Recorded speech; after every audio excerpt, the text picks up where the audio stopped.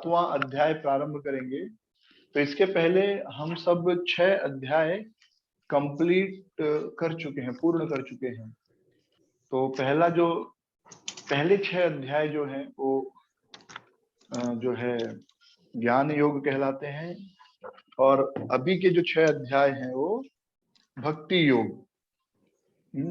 तो पहला 6 अध्याय ध्यान योग, कर्म योग, फिर भक्ति योग और अंत में ध्यान योग। तो कर्म योग के बारे में हमने पढ़ा, किस प्रकार भगवान कर्म के ऊपर विशेष जोर देते हैं। तो अध्याय 1 से अध्याय 6 तक भगवत गीता जो है वह कर्म योग सिखाती है।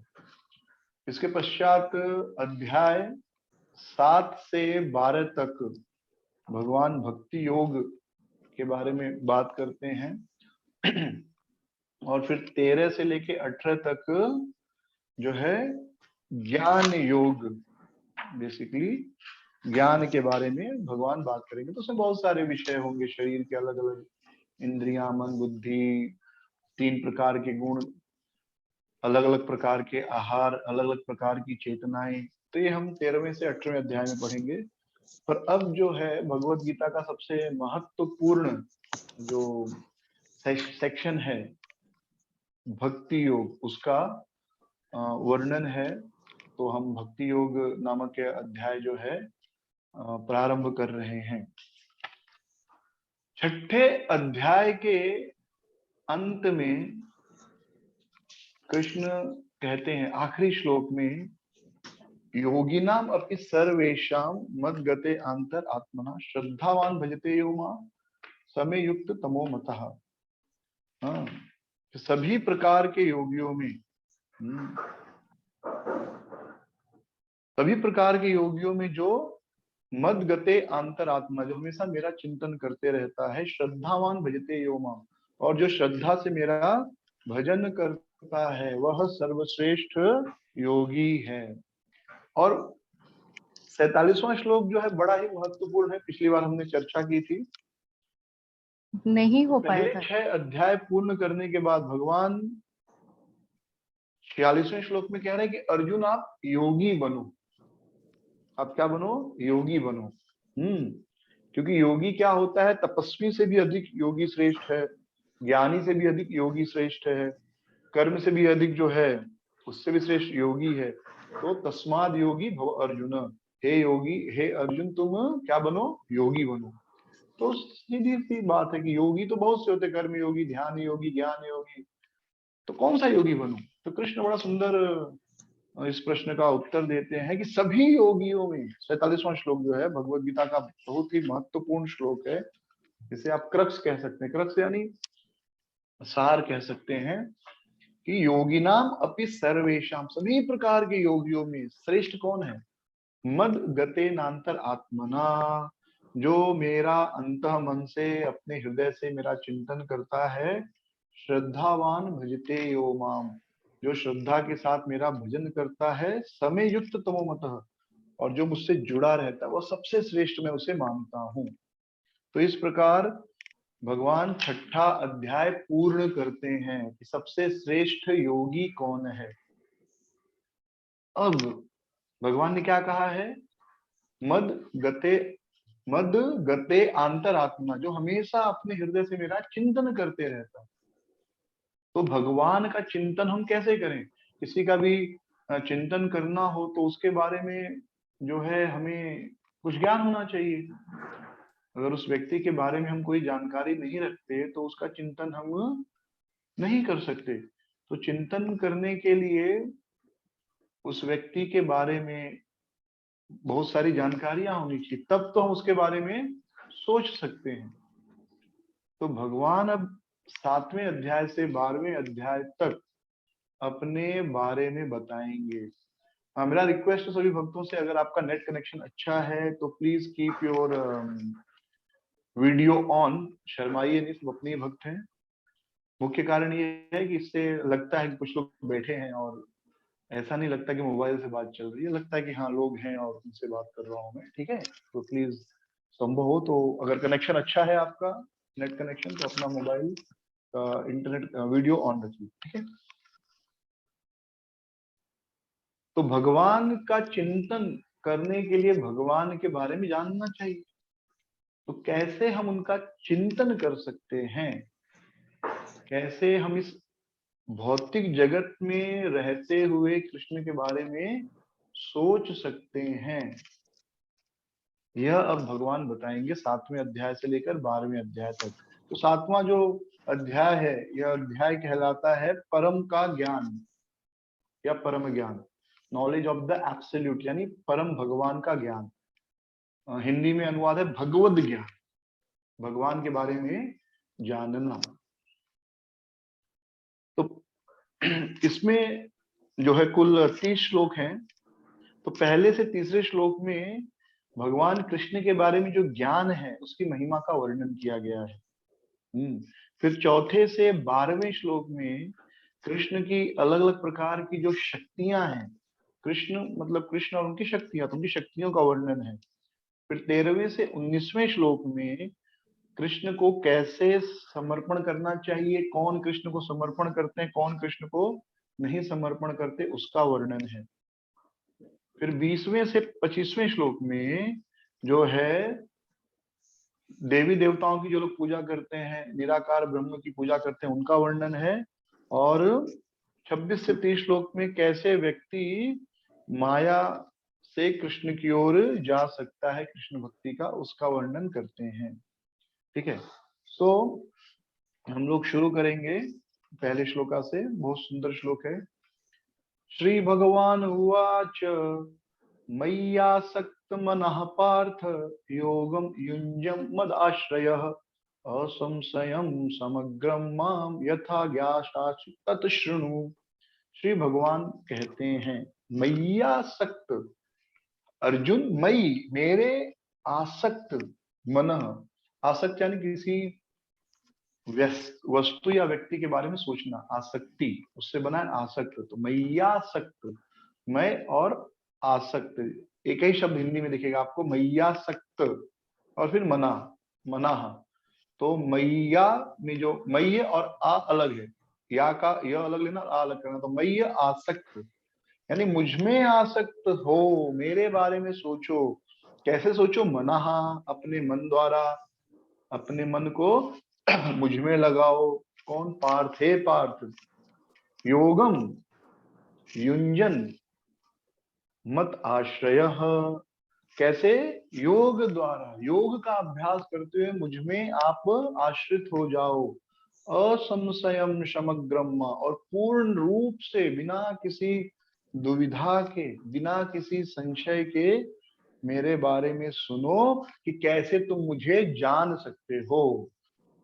The Supreme Personality of Godhead said, "Now hear, O son of Pritha, how by practicing yoga in full consciousness of me, with mind attached to me, you can know me in full, free from doubt." तो भगवान को कैसे हम बिना किसी संशय के पूर्ण रूप से जान सकते हैं, वह भगवान बता रहे हैं कि जब हम योग करेंगे, योग का अभ्यास करेंगे और अपना मन भगवान में लगाएंगे, तो भगवान के बारे में हम पूर्ण रूप से जान सकते हैं। ठीक है, तो पूर्ण ज्ञान, भगवान के बारे में पूर्ण ज्ञान मतलब, तो भगवान के बारे में पूर्ण ज्ञान का मतलब कृष्ण, कृष्ण की शक्तियां, कृष्ण की भौतिक प्रकृति, क्योंकि भौतिक प्रकृति भी कृष्ण की है, यह जो भौतिक संसार है वह भी कृष्ण का है, वह कृष्ण से अलग नहीं है।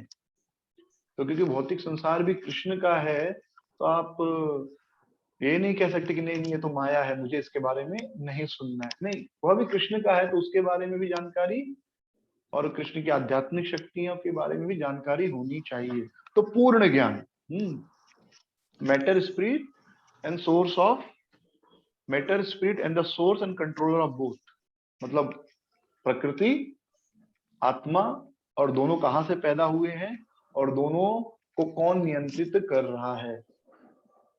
तो भौतिक प्रकृति, आध्यात्मिक प्रकृति, दोनों का स्रोत कौन है और दोनों का नियंता कौन है, ये पूर्ण ज्ञान जो है यह भगवत ज्ञान कहलाता है।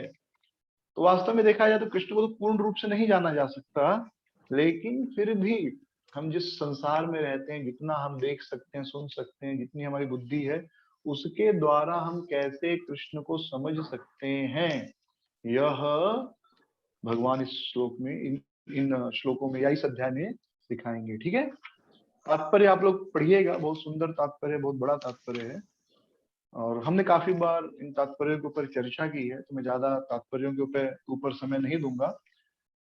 ठीक है, सो नेक्स्ट श्लोक का सेकंड श्लोक, ज्ञानम ते अहम स विज्ञानम इदम वक्ष्यामि शेषतः यद ज्ञात्वा नेह भूयो अन्य ज्ञात्वम अवशिष्यते।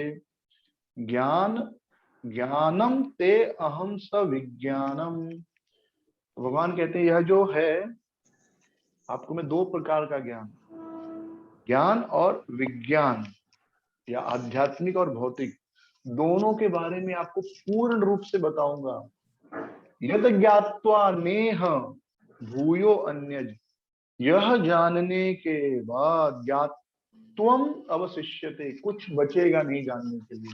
यानी एक बार भगवान का ज्ञान हो गया तो उसके बाद कुछ जानने के लिए नहीं बचेगा, सब कुछ हमको पता चल जाएगा। तो जो पहला लाइन है तात्पर्य का, उसको अंडरलाइन कर दीजिए। Complete knowledge includes knowledge of the phenomenal world, the spirit behind it and the source of both of them, this is transcendental knowledge. पहली तीन लाइन। पूर्ण ज्ञान का अर्थ है कि भौतिक जगत, उस भौतिक जगत को चलाने वाली शक्ति, फिर भौतिक जगत और जो शक्ति है यानी आत्मा, उनको कौन प्रकट किया है, उनका नियंता कौन है, इसे पूर्ण ज्ञान कहते हैं। तो भगवान अब अर्जुन को यह ज्ञान देंगे। क्यों देंगे? क्योंकि अर्जुन भगवान के मित्र हैं।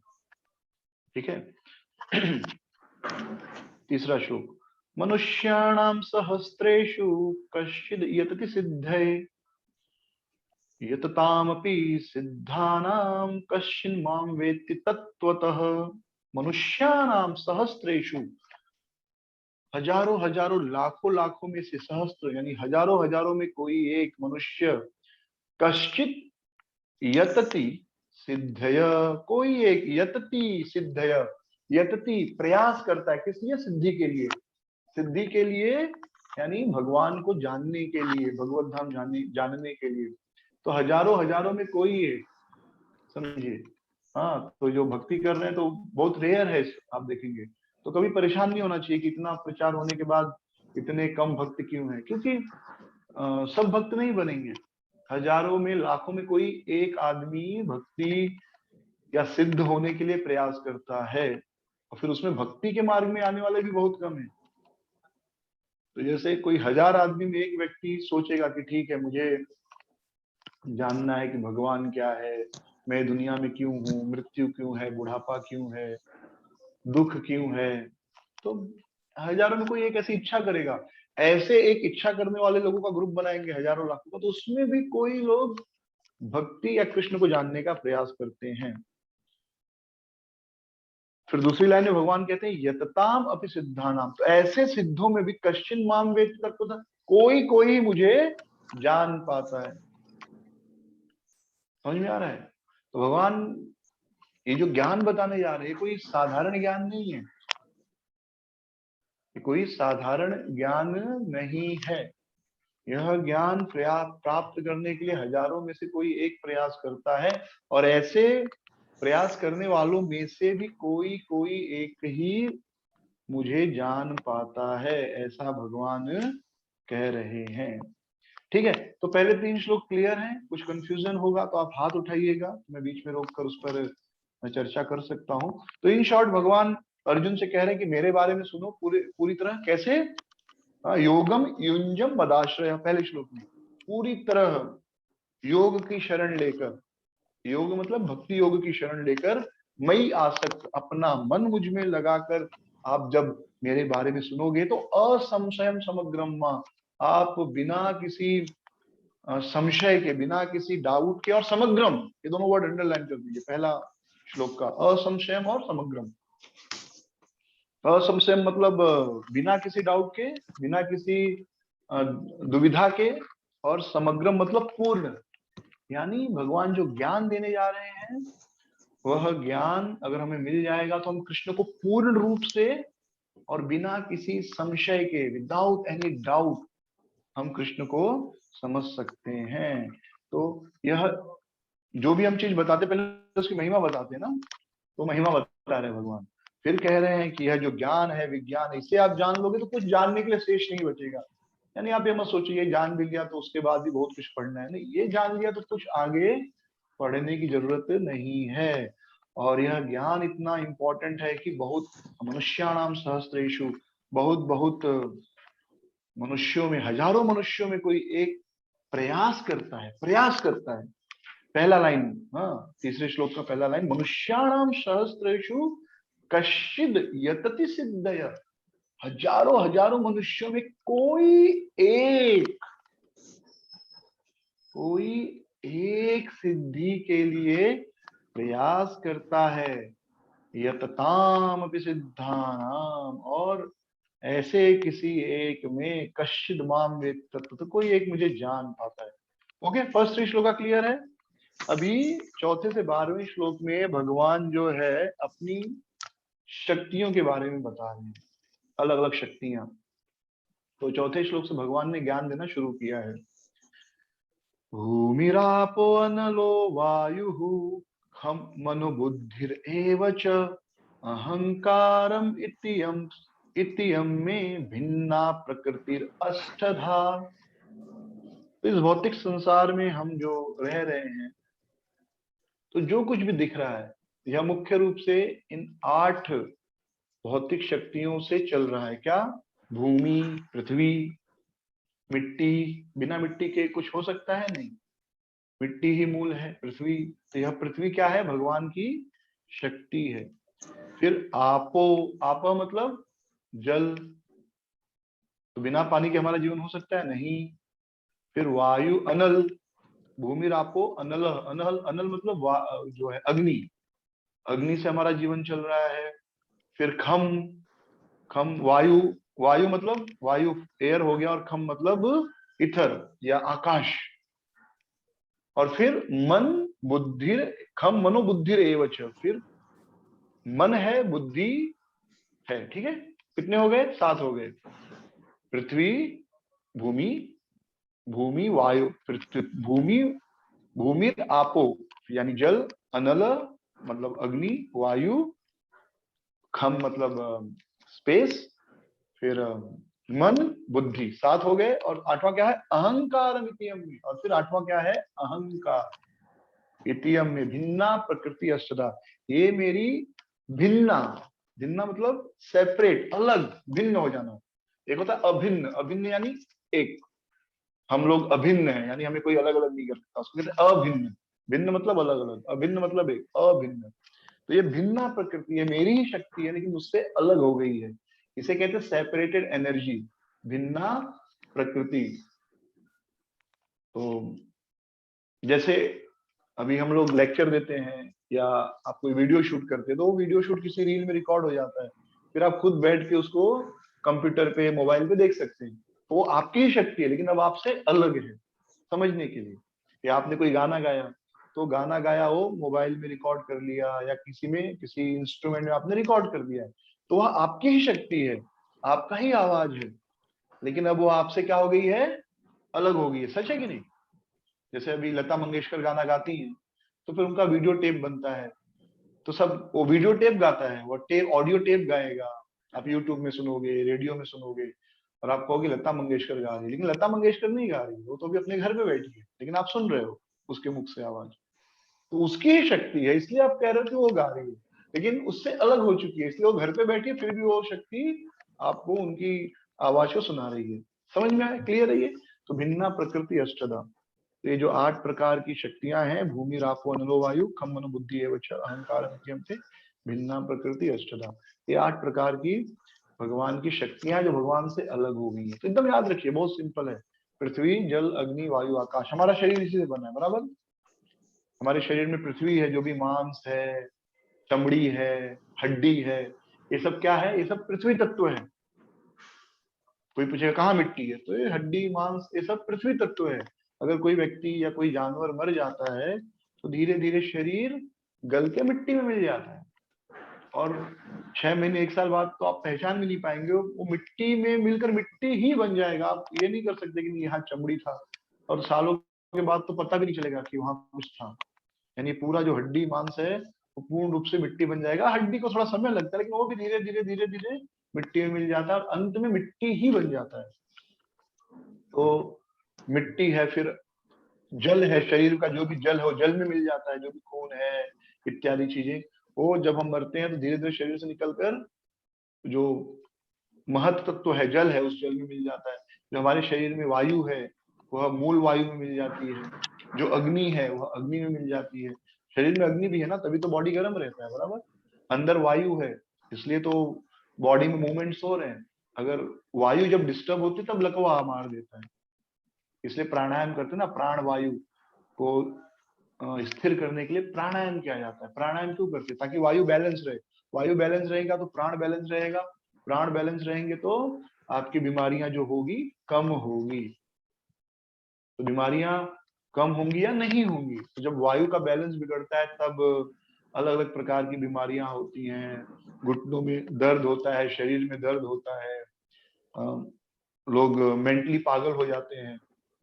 लोग जो मेंटल होते हैं ना, साइको, वो क्यों होते हैं? प्राण वायु के कारण, जब वो वायु डिस्टर्ब होती है। ठंडे देशों में आप देखेंगे लोग थोड़ा ज्यादा मेंटली डिस्टर्ब होते हैं, साइको साइको लोग ज्यादा ठंडे देशों में पाए जाते हैं। फिर उसके बाद क्या है? तो वायु हो गया, अग्नि हो गई, फिर इथर, आकाश। आकाश यानी खुला जगह। तो देखिए कान, नाक, ये सब जो खुली जगह हैं इस आकाश के कारण है। फिर मन है हम सबके पास, मन दिखाई नहीं देता लेकिन मन हम सबके पास है। और फिर बुद्धि है, जिससे हम सोचते हैं, समझते हैं। तो कभी कभी लोगों को लगता है कि मन और बुद्धि एक है, पर नहीं। मन जो है वह थॉट जनरेटिंग मशीन है, यानी मन में हमेशा अलग अलग प्रकार के विचार आते हैं, अच्छे बुरे, सही गलत, लेकिन मन में लगातार कुछ न कुछ विचार आते हैं। वो विचार बहुत अच्छे भी हो सकते हैं, बहुत बुरे भी हो सकते हैं, सही भी हो सकते हैं, गलत भी हो सकते हैं, लेकिन मन में लगातार विचार आते हैं। और बुद्धि क्या करती है? बुद्धि डिस्क्रिमिनेट करती है, अच्छा क्या है और बुरा क्या है। तो अच्छे और बुरे में भेद करने का कार्य बुद्धि का है। मन भेद नहीं करता, मन तो हमेशा नए नए थॉट जनरेट करता है। Mind is a thought generating machine. मन हमेशा नए नए विचार प्रकट करता है, विचार उत्पन्न करता है। रसगुल्ला देखा, अरे खाता हूँ, फिर बुद्धि कहेगी नहीं खाना है क्योंकि आपको डायबिटीज है या आपका वजन पहले से ही ज्यादा है। तो मन इस प्रकार कहेगा अरे समोसा खाना है, फिर बुद्धि कहेगा नहीं नहीं, वो पुराने तेल में तला हुआ होगा, खा के पिछली बार बीमार पड़ गए थे, आपका पेट दुखा था। तो इस प्रकार मन और बुद्धि में कंपटीशन चलता है। हमें लगता है दोनों एक ही है, पर दोनों एक ही नहीं है। बुद्धि रोकती है, मन रुकता नहीं। मन तो कहता नहीं ये करना है, फिर बुद्धि द्वारा हम मन को रोकते हैं। तो अगर हमारी बुद्धि मजबूत है तो हम मन को नियंत्रित कर सकते हैं। तो बुद्धि कैसे मजबूत होती है? ज्ञान द्वारा। तो हम जितना ज्ञान ग्रहण करते हैं उतना हमारी बुद्धि जो है स्ट्रांग होती है। तो बुद्धि हो गया। फिर अहंकार यानी हमारी पहचान। तो हर व्यक्ति इसी इसी से तो जी रहा है, आइडेंटिटी। मैं अमेरिकन हूँ, मैं इंडियन हूँ, मैं रशियन हूँ। कितना झगड़ा होता है आइडेंटिटी के कारण।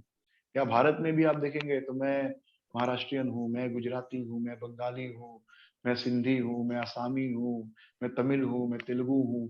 तो अपना अपना पहचान, ये झूठी पहचान है, लेकिन इस पहचान के लिए लोग कितना झगड़ा करते हैं। आप चले जाएंगे तमिलनाडु में तो वहां पर कोई हिंदी नहीं बोलता, वो लोग कोई भाषा नहीं बोलते तमिल के अलावा, उनको आएगी तो भी नहीं बोलेंगे। बाकी देश के दूसरे हिस्सों में जाएंगे तो लोग बोलते हैं दूसरी भाषा। आप हिंदी में बाकी देश के हर देश में आप काम चला लेंगे अगर आपको हिंदी आती है तो। गुजरात में चले जाइए, बंगाल में चले जाइए, बिहार, कहीं पर भी चले जाइए, केरल में, आंध्र प्रदेश में, कर्नाटका में, आपको हिंदी आती है तो आपका काम हो जाएगा। तमिलनाडु में आपका हिंदी वो नहीं सुनेंगे। हाँ, उनको आता है तो भी वो तमिल में ही बात करेंगे, क्योंकि आइडेंटिटी, मेरा, हमारा भाषा है ये। तो ये आइडेंटिटी जो है ये बहुत बड़ा चीज है। लोग इसके लिए मरते हैं, अपनी जान दे देते हैं, जान ले लेते हैं। ये क्यों है? ये अहंकार के कारण है। अहंकार मित्यम में भिन्ना प्रकृति अष्टधा। तो ये 8 शक्तियां भगवान से आती हैं। और ये क्या, इनका गुण क्या है? भिन्ना। भिन्ना को अंडरलाइन कर सकते हैं आप लोग, भिन्ना, ये याद रखिए। भगवान की शक्तियां लेकिन भगवान से सेपरेटेड है, भगवान से अलग है।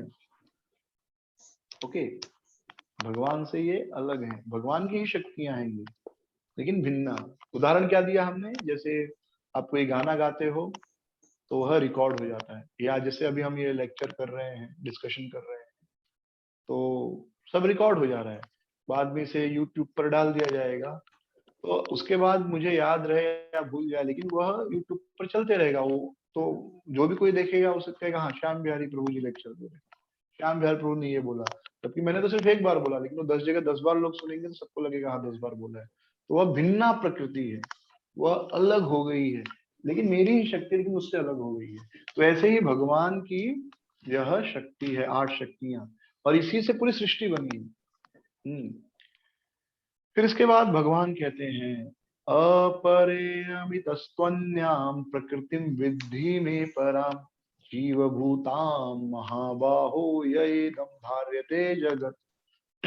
अपरेयम इतम, अपरेयम इतस्त्वन्यम, तो यह जो इंफीरियर है, यह जो तुच्छ है, पृथ्वी जल अग्नि वायु आकाश, यह इंफीरियर प्रकृति है।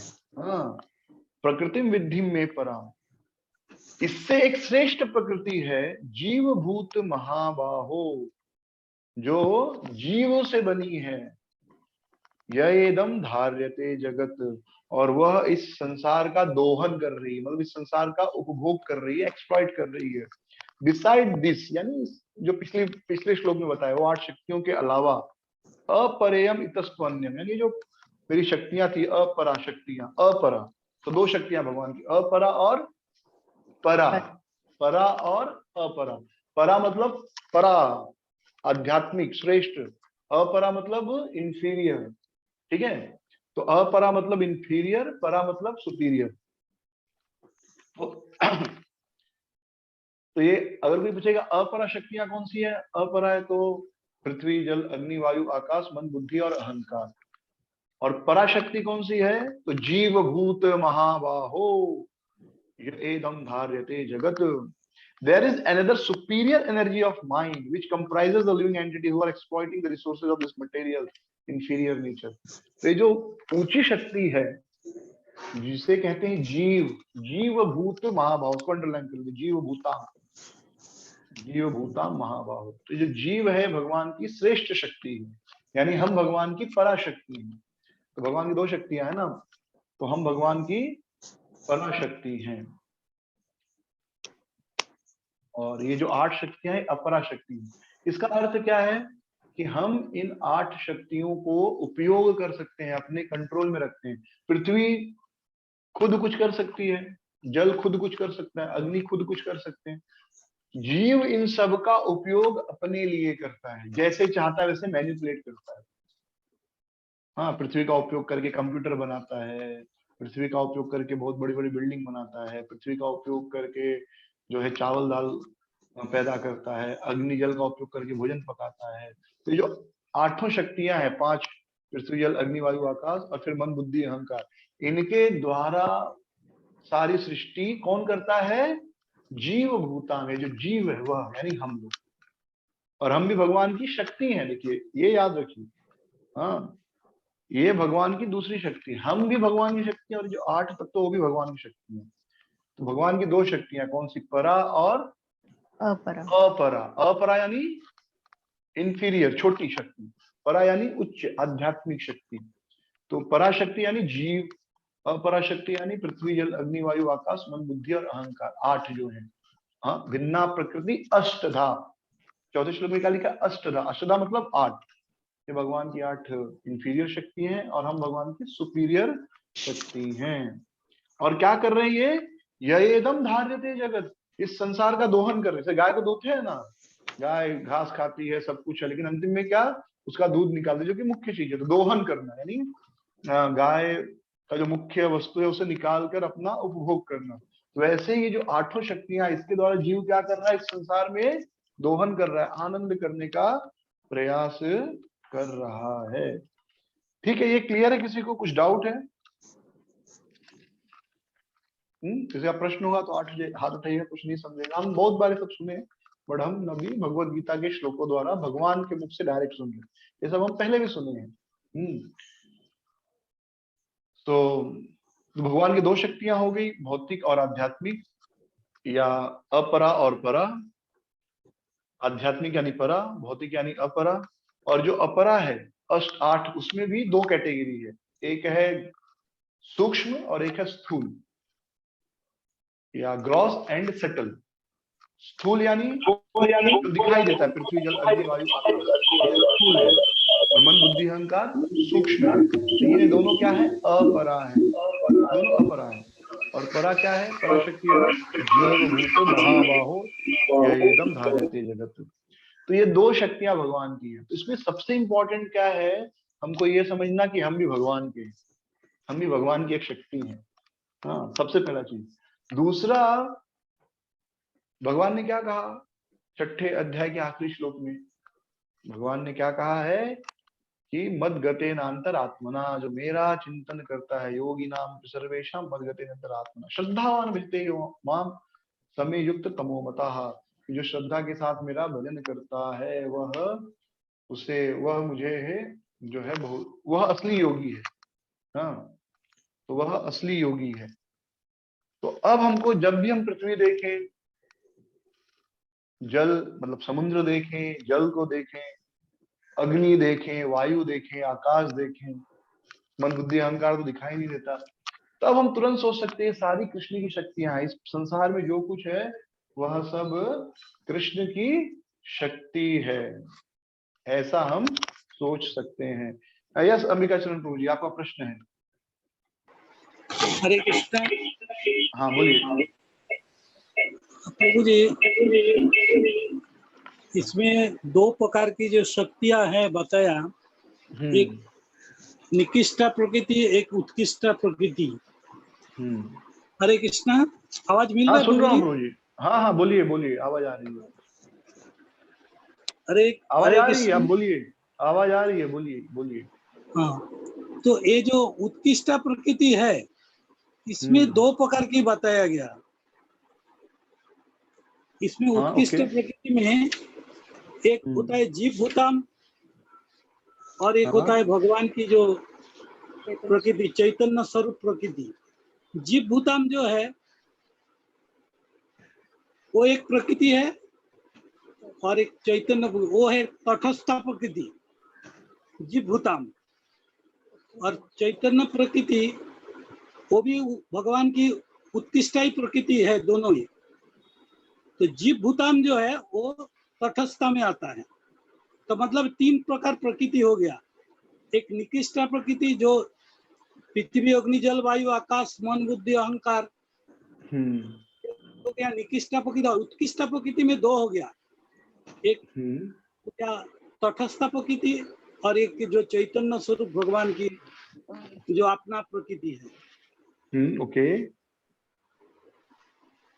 ओके ठीक है। हाँ, अभी जो भगवान अभी उसका बात नहीं कर रहे, अभी भगवान उन चीजों का बात कर रहे हैं जो हम देख सकते हैं। ठीक है, तो अंतरंगा शक्ति, बहिरंगा शक्ति और तटस्था शक्ति में अभी तक भगवान ने अंतरंगा शक्ति की बात नहीं की है, तटस्था शक्ति और बहिरंगा शक्ति की बात की। बहिरंगा शक्ति में पृथ्वी जल अग्नि वायु आकाश मन बुद्धि अहंकार, या आप इन शॉर्ट कह सकते हैं माया देवी, जो भौतिक प्रकृति की बात कर सकते हैं, क्योंकि हम लोग भौतिक प्रकृति देख रहे हैं। तो भौतिक प्रकृति को देखकर हम कैसे कृष्ण भावना भावित हों, भगवान उसकी बात कर रहे हैं। जो अंतरंगा शक्ति है, इस समय अभी हमें उसका कुछ अनुभव नहीं है, तो अभी उसकी कोई बात अभी तक भगवान ने किया नहीं है। क्योंकि अगर हम अंतरंगा शक्ति का बात भी करें तो भी हमारा कोई अनुभव नहीं है। मैं कहूंगा ठीक है, आप कृष्ण के बारे में सोचिए कि वो गोलोक धाम में रहते हैं, लेकिन गोलोक धाम तो हम देख पा नहीं रहे अभी इस समय। लेकिन पृथ्वी को हमेशा देख रहे हैं, जल को हमेशा देख रहे हैं, अग्नि को हमेशा देख रहे हैं, वायु को हमेशा देख रहे हैं, आकाश को हमेशा देख रहे हैं, मन बुद्धि और अहंकार को अनुभव कर रहे हैं, और जीव तो है ही है हम। तो अभी तक केवल ये दोनों का बात कर रहे हैं कि ये दोनों मेरी ही प्रकृति है, और इसमें जीव जो है वो बहिरंगा से श्रेष्ठ है। जीव शक्ति बहिरंगा शक्ति को, बहिरंगा प्रकृति को नहीं कंट्रोल कर सकते, पर ये जो भिन्ना प्रकृति अष्टधा है, जो 8 तत्व हैं, एलिमेंट, उनको जीव नियंत्रित कर सकता है, उनका उपभोग कर सकता है। तो आपका जो कह रहे हैं वो है डेफिनेटली, बट अभी यहाँ पर उसका कुछ रेलिवेंस नहीं है, उस यहाँ पर अभी वो चर्चा का आवश्यकता नहीं है, क्योंकि वह अभी उच्च प्रकृति इसका अनुभव नहीं। भगवान अभी उन चीजों के बारे में बता रहे हैं जिनके द्वारा हम कृष्ण भावना भावित हो सके, यानी जो हमारे परव्यू में है, जो हम देख सकते हैं, जो सुन सकते हैं, जिसका अनुभव कर सकते हैं। आध्यात्मिक जगत का कोई अनुभव नहीं है, इसलिए अभी तक भगवान उसकी बात नहीं कर रहे हैं। ठीक है, ओके प्रभु। हरे कृष्णा, हरे कृष्णा। हरे कृष्णा प्रभु जी। हाँ, हरे कृष्णा। हाँ प्रभु, यह सुलक्षण श्रेष्ठ प्रभु, बोलिए, हाथ उठाया आपने। प्रभु जी, जो ये अष्ट प्रकृति है जिसमें मन, हाँ। बुद्धि, अहंकार है, ये तो हाँ। जब तक शरीर, अहंकार इसमें जो है जब तक शरीर के अंदर है तब तक उसका उसे ज्ञात रहेगा, यानी जब ये हाँ। शरीर छूट जाएगा तब भी हाँ। उसे वो अहंकार, शरीर से रिलेटेड अहंकार रहेगा उसे। सॉरी, फिर से बोलिए, मैं समझा नहीं। जब तक ये शरीर में है, जीव ये शरीर के हाँ। अंदर है, जब ये हाँ। शरीर छूट जाता है तो उसे सूक्ष्म शरीर प्राप्त होता है, हाँ। तो उसे तभी भी ये शरीर का अहंकार उस समय भी उसे याद रहेगा। और ओके, हाँ देखिए, अभी भी सूक्ष्म शरीर नहीं, सूक्ष्म शरीर छूटेगा तो हम मुक्ति प्राप्त कर लेंगे। तो हम भक्ति द्वारा सूक्ष्म शरीर से मुक्त होते हैं। ठीक है, तो अभी ये शरीर छूटेगा तो भी मन, बुद्धि, अहंकार का शरीर रहेगा ही, और अभी भी है। ये हो गया आत्मा, इसके ऊपर मन, बुद्धि, सूक्ष्म शरीर, इसके ऊपर स्थूल शरीर। अपना बाकी लोग म्यूट कर लीजिए, हरे कृष्णा, स्पीकर म्यूट कर लीजिए। तो आत्मा के ऊपर जो पहला कवरिंग है वो मन, बुद्धि, अहंकार का है, और उसके ऊपर दूसरा कवरिंग जो है वो है शरीर, पृथ्वी, जल, अग्नि, वायु, आकाश का है। तो प्रभु जी ने अभी जो बात बताई कि दो प्रकृतियां, भौतिक और आध्यात्मिक, और बीच में हम है तटस्थ। तो हम अभी इस तरफ हैं, पृथ्वी, जल, अग्नि, वायु, आकाश की तरफ, लेकिन फिर भी हम सुपीरियर हैं, हम इसको कंट्रोल कर रहे हैं। हाँ, और एक समय आएगा जब हम आध्यात्मिक प्रकृति में जा सकते हैं। ठीक है, तो उससे हम श्रेष्ठ नहीं है, और उस प्रकृति में ही हम आते हैं। जीव, जो प्रभु जी ने बताया वो कि हमारा भी नेचर क्या, आध्यात्मिक प्रकृति का ही है। ठीक है, जो माया, जो श्रीमती राधा रानी की शक्ति है। लेकिन अभी यहाँ पर जो श्लोक चल रहे हैं इसके द्वारा हम ये समझने का प्रयास कर रहे हैं कि हम कैसे इस संसार की चीजों को देखकर कृष्ण भावना भावित हो। तो मृत्यु के बाद भी मन रहता है, यही मन हमें दूसरे शरीर में लेकर जाता है। कबीर जी का एक बड़ा सुंदर दोहा है, माया मुई ना मन मुआ, मरी मर गया शरीर, आशा तृष्णा ना मुई, कह गए दास कबीर। तो माया नहीं मरती, मन भी नहीं मरता, शरीर मर जाता है, क्योंकि मन से ही तो अगला शरीर निर्माण होता है।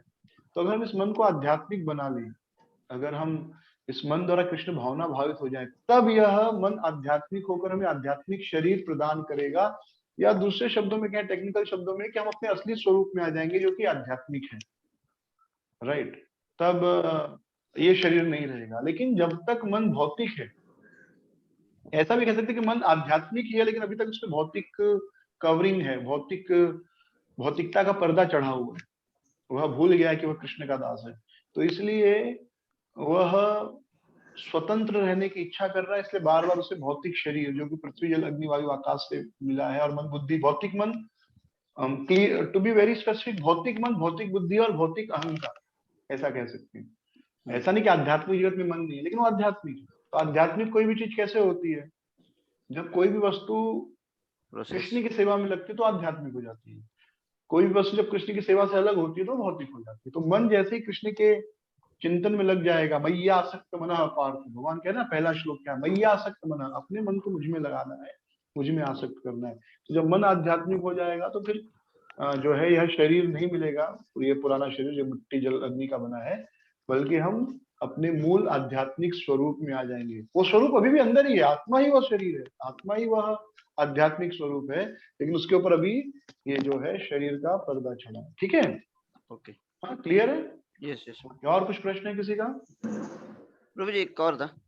हाँ बोलिए। वो पिछले सेशन में जब आपने बताया कि भक्ति करते हैं और भक्ति अगर छूट जाती है तो स्वर्ग लोक में जाना होगा, और वहां पर कई साल रहते हैं, तो उस जब स्वर्ग लोक में जाएंगे तो वहां चेतना क्या होगी? यही भक्ति की चेतना होगी कि वहां स्वर्ग में देवता जो है भगवान के भक्त हैं, तो मतलब वो कोई पाप नहीं करेंगे।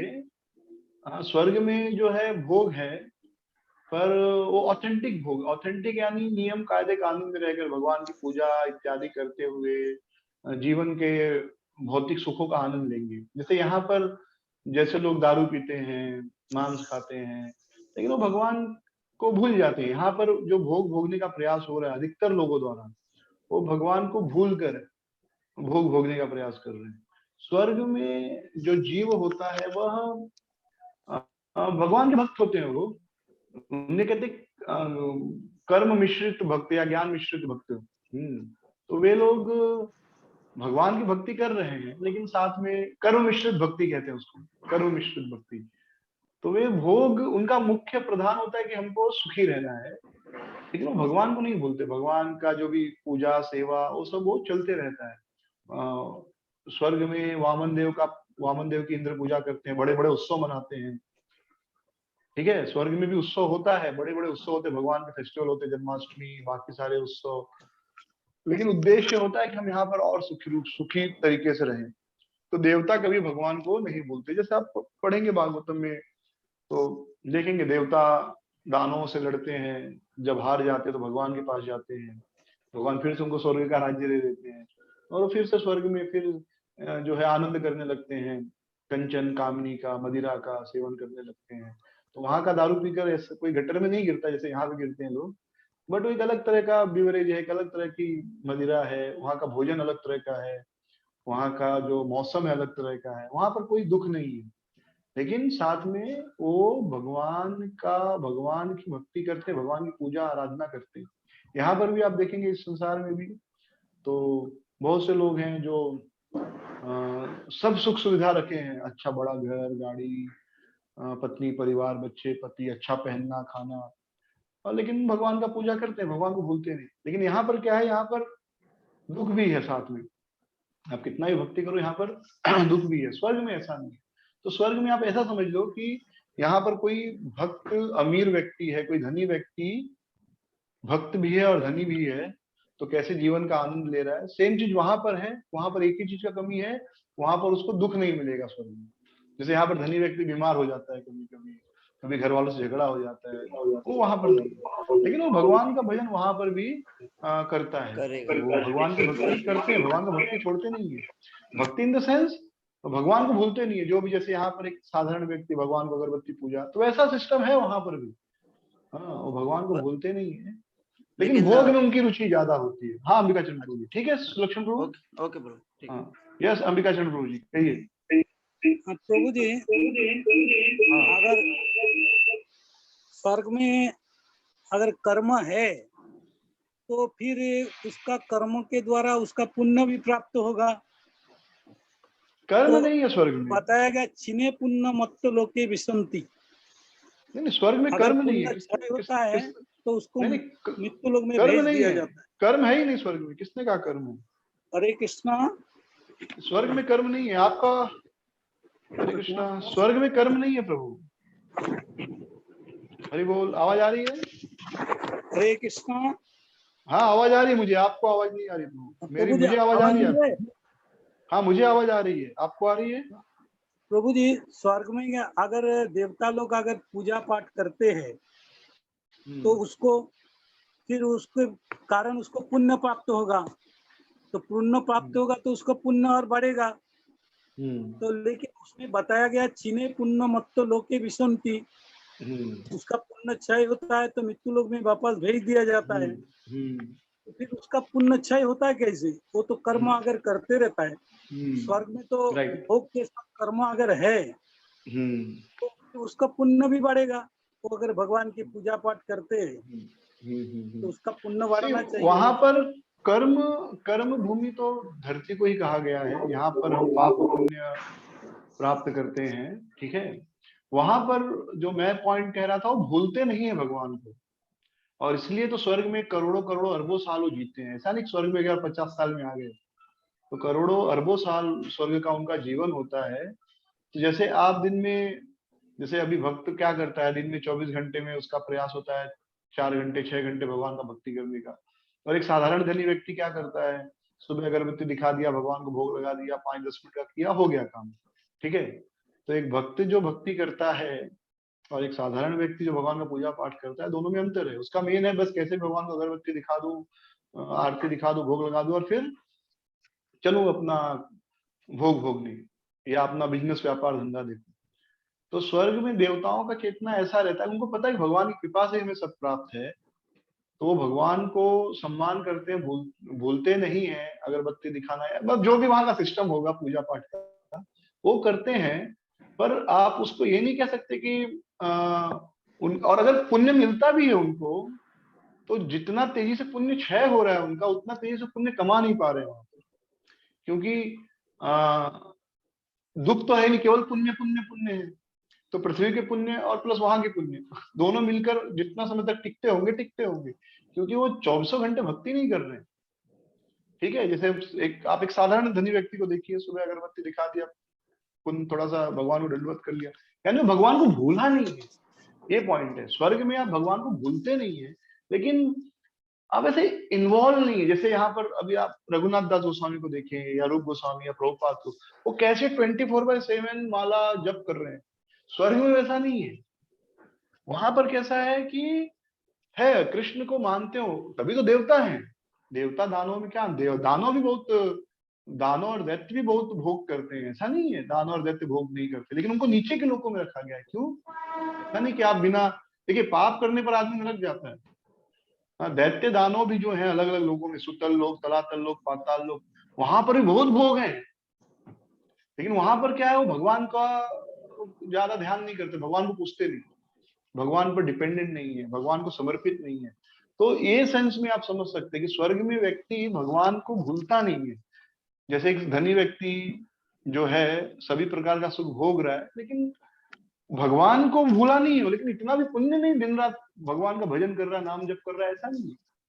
ठीक है, तो स्वर्ग में आपका जो प्रश्न बहुत टेक्निकल है, बहुत अच्छा समझ है, बहुत अच्छा प्रश्न है, और उसका उत्तर मैं अभी तक यही दे सकता हूँ कि जितना पुण्य पृथ्वी से लेकर गया, प्लस वहां पर जो भी सुबह अगरबत्ती दिखा रहा है, प्रणाम कर रहा है, तो टोटल पुण्य जो मिल रहा है उससे ज्यादा वो खर्चा कर रहा है, उतना तेजी से, उससे ज्यादा तेजी से खर्चा कर रहा है। तो अंतिम में जब पूरा पुण्य क्षीण हो जाता है, जैसे समझो आपके पास 1 लाख रुपया है, आप कहीं घूमने गए, तो 1 लाख रुपया आपके पास है और आप रोज 500 रुपया कमा भी रहे हैं, लेकिन आप रोज का 1000 रुपया खर्चा कर रहे हैं। ठीक है, आप कहीं गए, आपने यहाँ बॉम्बे में खूब मेहनत किया, आपने 1 लाख रुपया कमा लिया, 1 लाख रुपया कमा के आप समझो चले गए किसी दूसरे प्रदेश में, समझो बंगाल चले गए, हरियाणा चले गए। अब वहां पर आपने 1 लाख रुपया जमा कर दिया और रोज 500 रुपया आप कमाने लगे, 500 या 200, ये सोचकर कि मेरे पास तो है अभी 1 लाख, लेकिन रोज आपका खर्चा कितना है, 1000 रुपया। तो 1000 रुपया रोज खर्चा कर रहे हैं, 300 रुपया आप कमा रहे हैं, तो 700 रुपया तो आपका एक अकाउंट से खर्चा हो रहा है ना 1 लाख रुपए से। तो 100 दिन के बाद नहीं, 150 दिन के बाद ये अकाउंट भी जीरो हो जाएगा, और एक दिन जो 300 रुपया कमाया है वो भी उस दिन जीरो हो जाएगा, क्योंकि उस दिन खर्चा 1000 और कमाई 300 ही है, तो पूरा हो गया ना जीरो। क्षीणे पुण्य मृत्यु लोकम विशंति।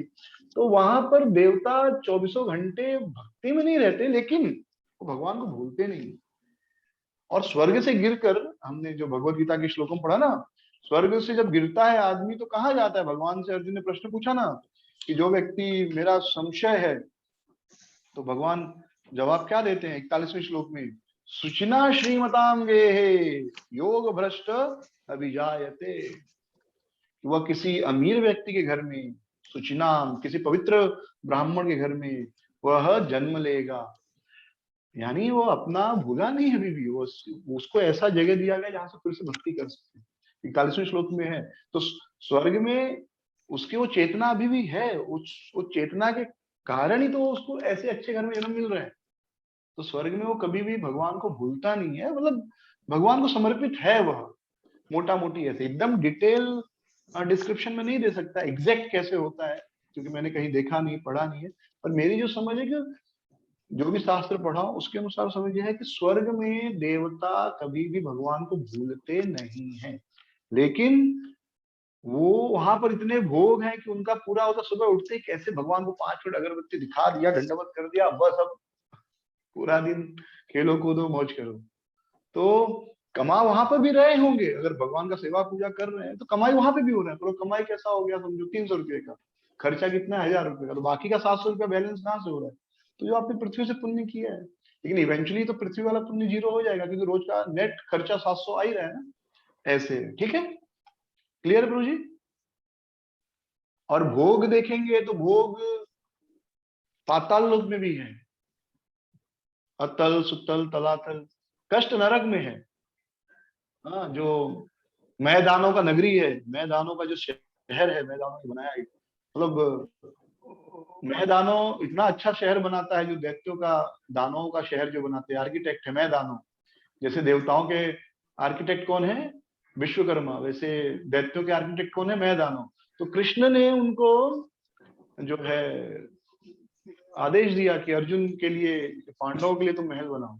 जो पांडवों का महल बना इंद्रप्रस्थ में, मैदानों ने बनाया, इतना मायावी महल बनाया। तो ऐसा नहीं कि नीचे के लोगों में भोग नहीं है, कष्ट नर्क में है, नर्क अलग चीज हो गया। बाकी जो 18 प्लेनेटरी सिस्टम है, 18 नहीं 14, उसमें पृथ्वी को छोड़कर बाकी जगहों पर भोग है, दुख बहुत कम है या न के बराबर है। पृथ्वी पर दुख बहुत ज्यादा है, पृथ्वी पर दुख बहुत ज्यादा है। हमारे पूरे जीवन में हम 70-80% समय दुख में ही रहते हैं, चिंता में ही रहते हैं। 7-8 घंटा तो सो के निकाल देते हैं, फिर नहाना धोना खाना पीना, मतलब ये सब दुख ही है ना। किसको अच्छा लगता है ये सब करना रोज? तो पूरा दिन केवल मेंटेनेंस में जाता है, सुख पॉजिटिव बहुत कम है। लेकिन स्वर्ग वगैरह में सब समस्या नहीं है। तो यहाँ पर जो है पुण्य का बहुत ज्यादा मौका होता है, क्योंकि दुख है, इसलिए भगवान का स्मरण बहुत तीव्रता से होता है। वहां पर वो माला करते हैं, लेकिन कैसे होता होगा माला की, अब कैसे माला पूरा करूं, उसमें खेलने चला जाऊं या नाचने चला जाऊं, लाइक दैट, जो भी वहां का भोग होगा। ओके, चलिए, तो अपना माइक सब लोग ऑफ कर लीजिए, हम लोग आगे जाएंगे। एतद् योनीनि भूतानि, 6ठा श्लोक पढ़ रहे हैं। सर्वानीति उपधारय अहं कृत्स्नस्य जगतः प्रभवः प्रलयस्तथा। एतद् योनीनि भूतानि, ये जो भी मैंने बताया, दो बताया ना भगवान ने, एतत् यानी जो दो नेचर है, एक जीव भूत महाबाहो, दो नेचर कौन से बताया भगवान ने? एक जीव भूत, एक भौतिक प्रकृति। किसी का आवाज आ रहा है, अपने माइक को सब लोग म्यूट पे कर लीजिए प्लीज। एतत्, ये जो दो प्रकृति बताया, कौन से दो प्रकृति? एक अपरा और दूसरी परा। ठीक है, माइक म्यूट नहीं है, बहुत डिस्टर्ब हो रहा है। उत्तम जी, माइक आपका प्लीज म्यूट कर लीजिए उसको। हाँ उत्तम प्रभु, माइक म्यूट कर लीजिए आपका। या तो एतत्, ये जो दो प्रकार के प्रकृति हैं, एतद योनिनी, योनिनी मतलब जिससे सब प्रकट होता है। जैसे हम सब माँ के योनि से बाहर आते हैं, वैसे जो सोर्स, ये जो दो प्रकृति, इनका जो सोर्स है वह ये दो प्रकार के सोर्स हैं। जो भी of all that is material and all that is spiritual in this world, know for certain that I am both the origin and the dissolution. एतद् योनिनि भूतानि सर्वाणि उपधारयः। तो ये सब जो भौतिक और आध्यात्मिक प्रकृति मैंने चर्चा किया, ये सब मुझसे ही प्रकट होते हैं। जो कुछ भी भौतिक और आध्यात्मिक इस जगत में है, इस जगत की भगवान बात कर रहे हैं अभी, क्योंकि आध्यात्मिक जगत का तो हमको अनुभव ही नहीं है। तो इस जगत में भी भौतिक और आध्यात्मिक चीजें हैं। भौतिक क्या है? पृथ्वी जल अग्नि वायु आकाश मन बुद्धि अहंकार। और आध्यात्मिक क्या है?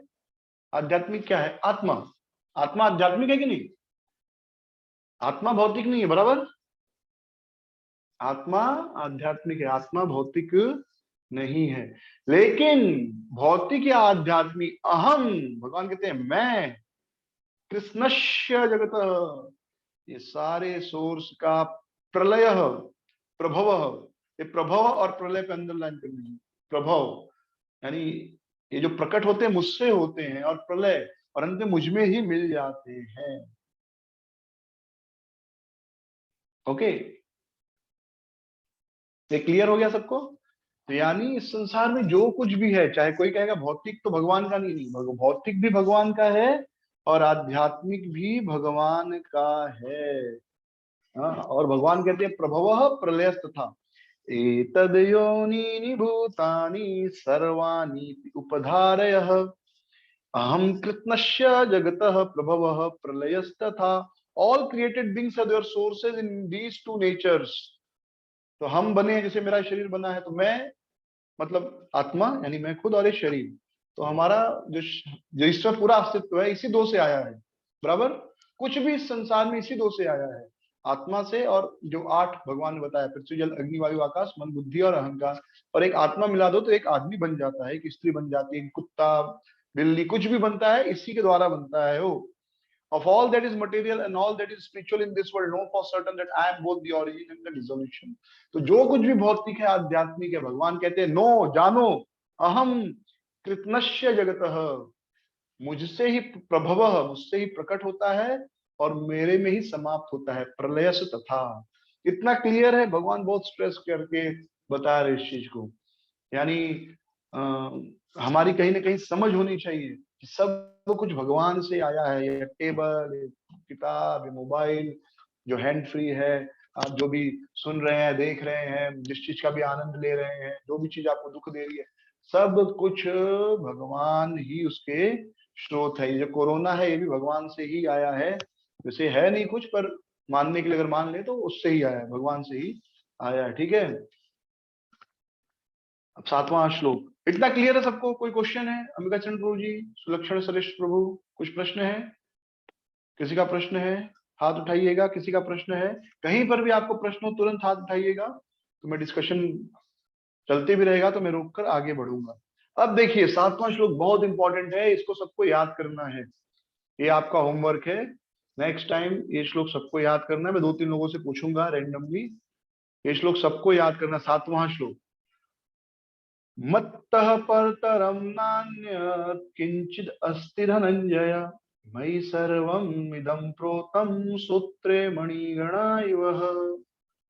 मत्तः, मत्तः मतलब मेरे अलावा, परतरम मुझसे श्रेष्ठ या मेरे अलावा, न अन्य मुझसे श्रेष्ठ कुछ भी नहीं है, मेरे अलावा कुछ भी नहीं है। किंचिद अस्ति धनंजय, कोई भी सत्य जो है मुझसे श्रेष्ठ नहीं है। मयि सर्वमिदं प्रोतम, मैं ही, जो कुछ दिख रहा है मैं ही हूँ, सब जगह मैं ही हूँ। सूत्रे मणि गणा इव, जैसे सूत्र में मणि जड़ी होती है, जैसे भी कंठी माला देख रहे हैं आप सब लोग, अपना कंठी माला देखेंगे, अगर पूरा बना है, टूटा नहीं है कुछ, तो उसके अंदर का धागा दिखाई नहीं देता, केवल मणि दिखाई देती है। लेकिन ये सारे मणि का आधार कौन सा है? उसके अंदर का एक धागा, बराबर। सूत्रे मणि गणा इव, तो ये पूरी सृष्टि दिख रही है बाहर से, लेकिन पूरी सृष्टि टिकी किस पे है? ये पूरी सृष्टि कृष्ण पर टिकी है, कृष्ण के कारण टिकी है। समझ में आ रहा है ये चीज? तो भगवान कह रहे मत्तः परतरम नान्यत, मुझसे श्रेष्ठ सत्य कुछ नहीं है। हे अर्जुन, हे धन को जीतने वाले धनंजय, मतलब अर्जुन ने धन जीता था। मत्तः परतरम ना अन्यत किंचिद अस्ति धनंजय, मुझसे श्रेष्ठ कुछ नहीं है, सब कुछ मुझ पर ही निर्भर है। मयि सर्वम इदं प्रोतम, सब कुछ मुझ पर उसी प्रकार निर्भर है जैसे सूत्रे मणि गणा इव, जैसे कोई नेकलेस है तो उसमें हीरे लगे होते हैं, लेकिन हीरे दिखाई देते हैं, लेकिन उसके अंदर का धागा दिखाई नहीं देता। लेकिन अगर वो धागा नहीं हो तो सारी मणियां तितर बितर हो जाएंगी, बराबर है ना? ये सारे जो मनके हैं ये हैं, लेकिन अगर इसके अंदर का धागा निकल जाए तो सब छिन्न भिन्न हो जाएगा। उसी प्रकार पूरी सृष्टि जो है कृष्ण पर निर्भर है। श्वेताश्वर में बड़ा एक सुंदर श्लोक है, जस्ट पढ़ रहा हूं, सुनने में अच्छा लगेगा।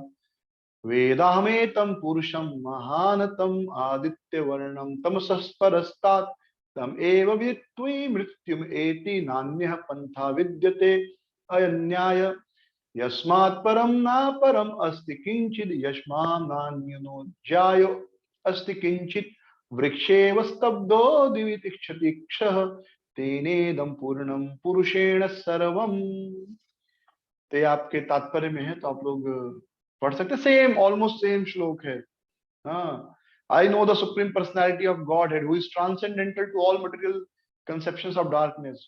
Only he who knows him can transcend the both of birth and death, can transcend the bonds of birth and death. There is no way for liberation other than this knowledge of that supreme person. There is no truth superior to the supreme person because he is the supremost. He is smaller than the smallest and he is greater than the greatest. He is situated as a silent tree and he illuminates the transcendental sky. And as a tree spreads its roots, he spreads his extensive energies. पढ़ा आप लोगों ने अपने अनुवाद में? Okay, clear है? तो भगवान पर ही सारी सृष्टि निर्भर है। कैसे? हम कहेंगे दिखाई नहीं देती, तो जैसे इस माला में धागा नहीं दिखाई दे रहा, केवल मणि दिखाई दे रही है, या आपके पास कोई हार होगा उसमें मणियां होंगी, मणि वाला हार, मोतियों का हार कोई है तो मोती दिखाई देते हैं लेकिन उसके अंदर का धागा दिखाई नहीं देता। उसी प्रकार कृष्ण पर सारी सृष्टि निर्भर है। सब कुछ दिखाई देगा, कृष्ण दिखाई नहीं देंगे, लेकिन कृष्ण पर ही वह टिका हुआ है। अब भगवान और एक अंडरस्टैंडिंग दे रहे हैं कि हम कैसे हर समय कृष्ण भावना भावित रह सकते हैं, क्या कार्य करेंगे तो हम कृष्ण भावना भावित रह सकते हैं।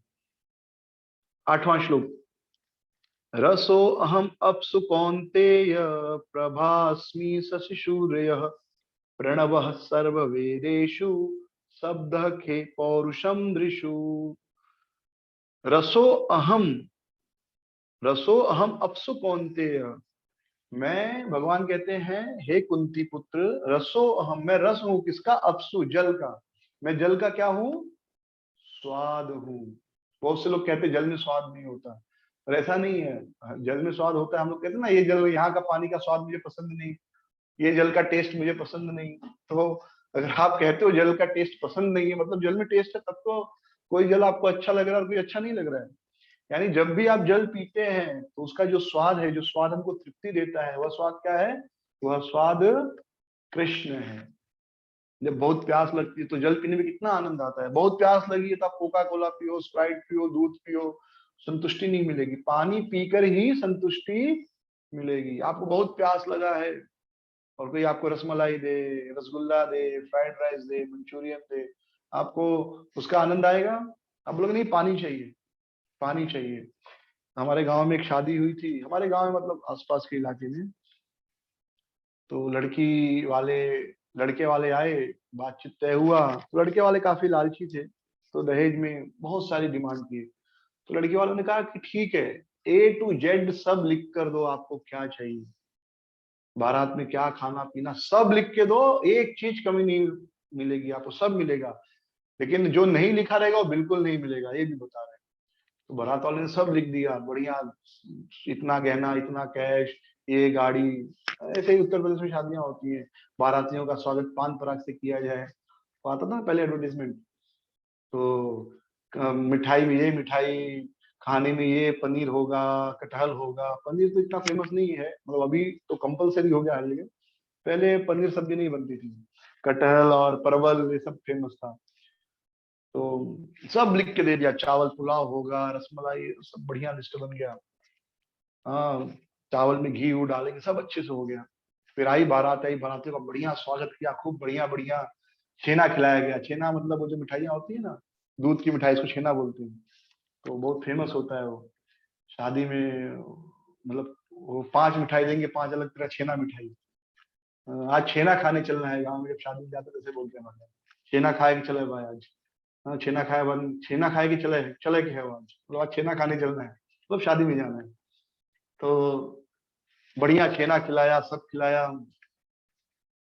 फिर देखे तो सब व्यवस्था थी, पानी नहीं था। सबने कहा भैया पानी दो। तो तुरंत लड़के वालों ने बोला एक काम करो, लिस्ट लेके आओ, लिस्ट लेके आओ, जो दिए लिस्ट में दिखाया, भाई पानी तो लिस्ट में है ही नहीं आपके।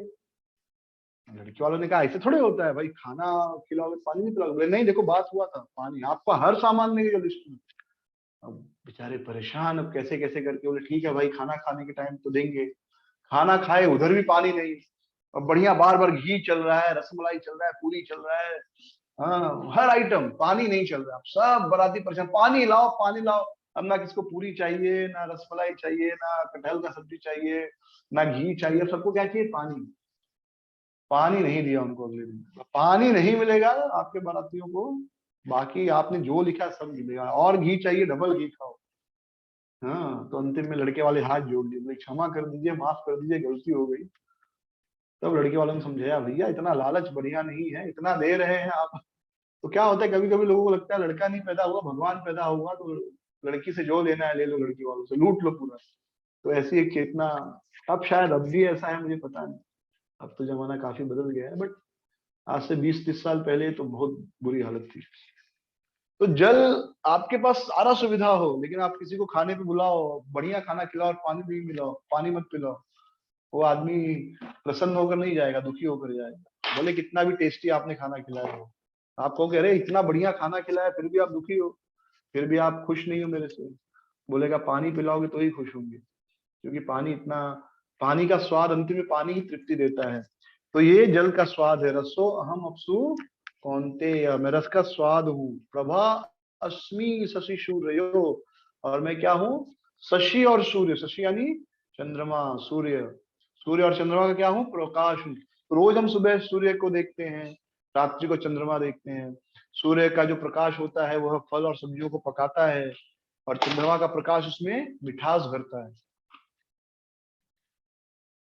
सूर्य के कारण जो है फल सब्जियां पकती हैं, चंद्रमा का जब प्रकाश पड़ता है तो उनमें मिठास आती है, दोनों आवश्यक हैं।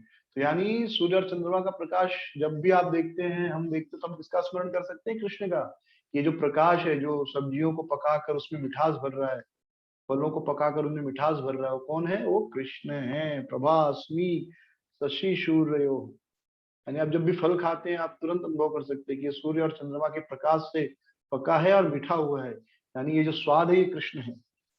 फिर प्रणव सर्व वेदेशु, वेद में जो प्रणव है, प्रणव यानी ओम, इसको प्रणव कहते हैं, इसको महावाक्य भी कहते हैं। वेद का मूल वाक्य क्या है, ओम। कोई भी मंत्र उच्चारण के पहले ओम बोलना पड़ता है, ओम। तो यह ओम क्या है, यह कृष्ण है। शब्द खे, और इथर आवाज है, इथर में क्या है, भगवान शब्द है, शब्द खे, और पौरुषम ऋषो, और मनुष्य के अंदर क्या है, सामर्थ्य।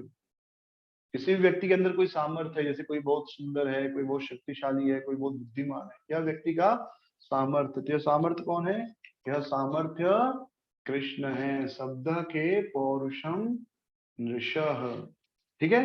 तो यानी हम 24 घंटे कैसे इस संसार में रहते हुए कृष्ण की कृपा का अनुभव कर सकते हैं, कृष्ण को देख सकते हैं, कृष्ण को स्मरण कर सकते हैं, ये भगवान सिखा रहे हैं। क्योंकि छठे अध्याय के 46वें और 47वें श्लोक में भगवान क्या कह रहे हैं, अर्जुन योगी बनो, तपस्वियों अपि अधिको योगी, तपस्वी से भी श्रेष्ठ योगी है, ज्ञानी से भी श्रेष्ठ योगी है, कर्मी से भी श्रेष्ठ योगी है, तो योगी बनो। लेकिन योगी कैसे बनेगा, योगी नाम सर्वेशा मद्गते नान्तरात्मा श्रद्धावान भजते यो माम समे युक्त तमो मता, जो अपना मन मुझ में लगाता है, मेरा चिंतन करता है। तो भगवान में कैसे मन लगाएं, ये भगवान बता रहे कि जब भी आप जल पीते हो तो जल का स्वाद कृष्ण है, सूर्य चंद्रमा का प्रकाश कृष्ण है। प्रणव सर्वेदशो, जो भी वेद में आप ओम शब्द सुनते हो तो कृष्ण है, जो ध्वनि है वह कृष्ण है, और शब्द पुरुषों में जो पुरुषार्थ है मनुष्यों में वह कृष्ण है।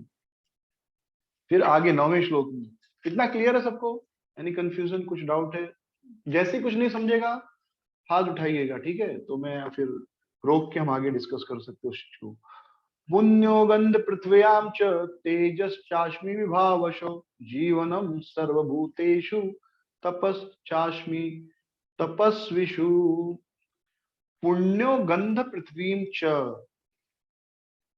ये जो पृथ्वी की गंध है, आप देखिए बारिश के समय, बंबई में नहीं, बंबई में तो सब बदबू आएगी, पर ऐसे गांव में जहाँ खेत खलियान है वहां जब बारिश होती है तो एक भीनी भीनी सी सुगंध निकलती है पृथ्वी से, एक अलग ही खुशबू निकलती है। हाँ, बंबई में सब सड़ा हुआ चीज है, इसलिए यहाँ बारिश में सब कचरा बाहर निकलता तो बदबू आती है। लेकिन गांव में खेत होते हैं या कहीं पर भी जहाँ खेत होते हैं, खुला जगह है, वहां पर जब पहली बारिश होती है तो पृथ्वी से एक खुशबू निकलती है। भगवान कहते हैं वह मैं हूँ। या पृथ्वी से फूल निकलते हैं और फूलों से खुशबू आती है, या पृथ्वी से फल निकलते हैं, फल में भी खुशबू होती है, आम की खुशबू, अंगूर की खुशबू।